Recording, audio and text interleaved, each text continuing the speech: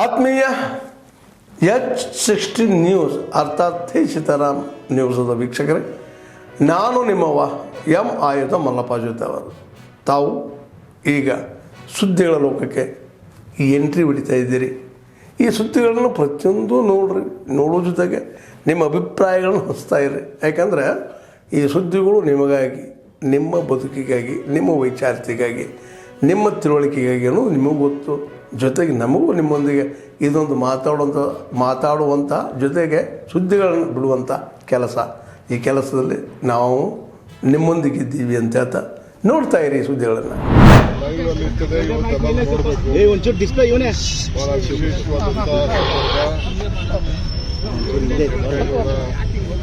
ಅಭಿವೃದ್ಧಿ ಪ್ರಾಧಿಕಾರದಿಂದ ಈಗ ನಮ್ಮ ಸರ್ಕಾರ 5 ಎಕರೆ ನಾವು ಕೊಡ್ತೀವಿ.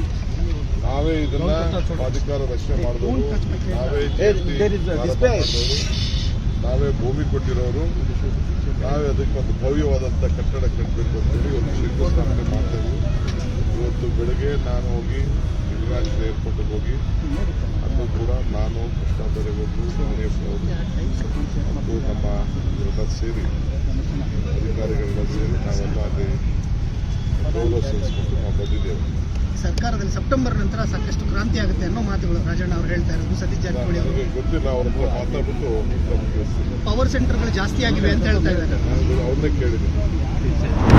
ಏರ್ಪೋರ್ಟ್ ಅಥಾರಿಟಿಯವರು ಮತ್ತು ಪ್ಲಾನಿಂಗ್ ನಮ್ಮ ಇಂಟರ್ನ್ಯಾಷನಲ್ ಏರ್ಪೋರ್ಟ್ ಸಂಸ್ಥೆಗಳು ಇಬ್ಬರು ಸೇರಿ ಈ ಕಾರ್ಯಕ್ರಮವನ್ನು ಮುಂದುವರಿಸಬೇಕು.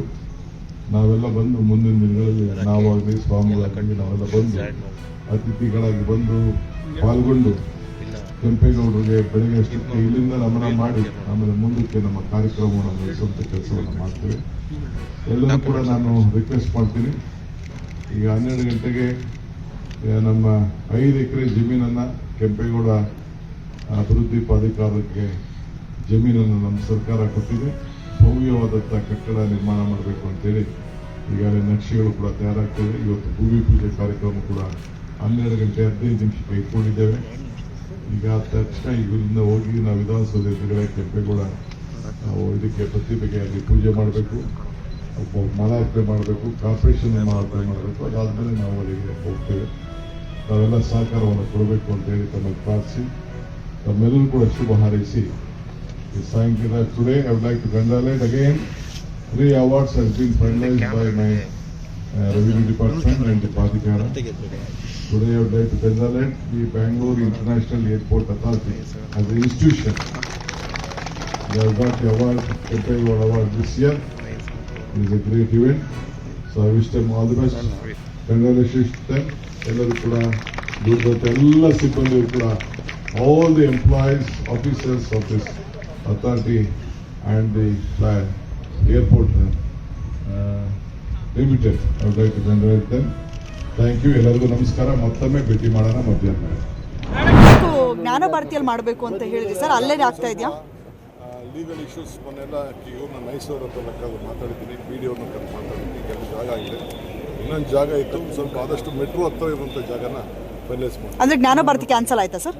ಜ್ಞಾನ ಭಾರತಿಲಿ ಅಲ್ಲಿ ಸ್ವಲ್ಪ ಅವರೆಲ್ಲ ನಾನು ಫುಲ್ ಜ್ಞಾನ ಭಾರತಿಗೆ ಕೊಟ್ಬಿಡೋಣ ಎಲ್ಲ ಅಂತ ಹೇಳಿದ್ರು. ಅವ್ರಿಗೆ ದುಡ್ಡು ಕೊಟ್ಬಿಟ್ಟು ಅವ್ರಿಗೆ ಹಣನೂ ಸಿಕ್ಕಲಿ, ಇನ್ಸ್ಟಿಟ್ಯೂಷನ್ಗೆ ಅನುಕೂಲ ಆಗಲಿ ಅಂತ ಹೇಳಿದ್ರೆ ಇವರೆಲ್ಲ ಗಲಾಟೆ ಮಾಡ್ತಾರೆ, ಲಿಟಿಗೇಷನ್ನು ಅವು ಇವು ಅಂತ ಹೇಳ್ತಾರೆ.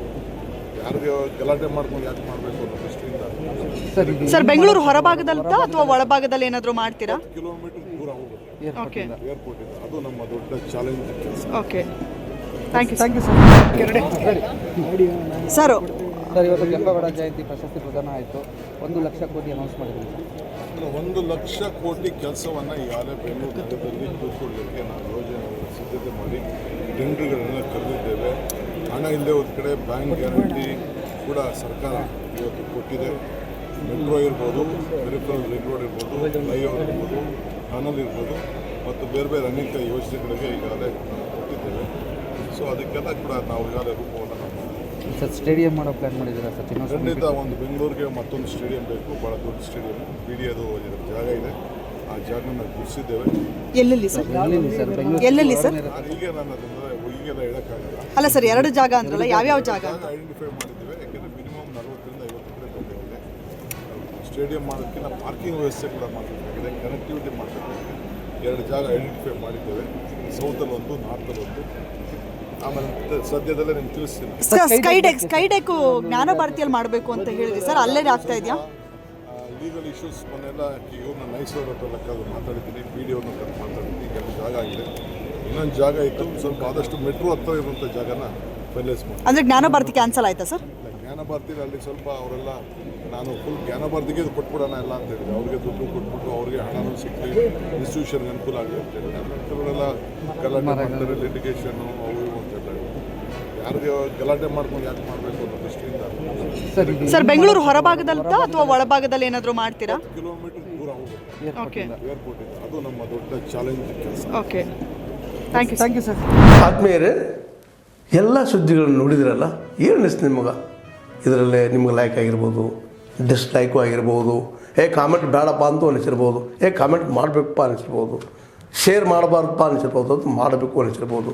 ಏನಾದರೂ ಆಗಲಿ ಶೇರ್ ಮಾಡ್ತಾಯಿರಿ, ಈ ನ್ಯೂಸ್ಗಳನ್ನ ಹಂಚ್ತಾ ಇರಿ, ಜೊತೆಗೆ ಇದಕ್ಕೆ ಸಬ್ಸ್ಕ್ರೈಬ್ ಆಗ್ತಾಯಿರಿ ಅಂತ ಹೇಳ್ತಾ H16 ನ್ಯೂಸ್ ಅರ್ಥಾತ್ ಹೇ ಸೀತಾರಾಮ್, ಇದು ಸತ್ಯದ ಕೈಗೆ ನಡಿ. ವಂದನೆಗಳು.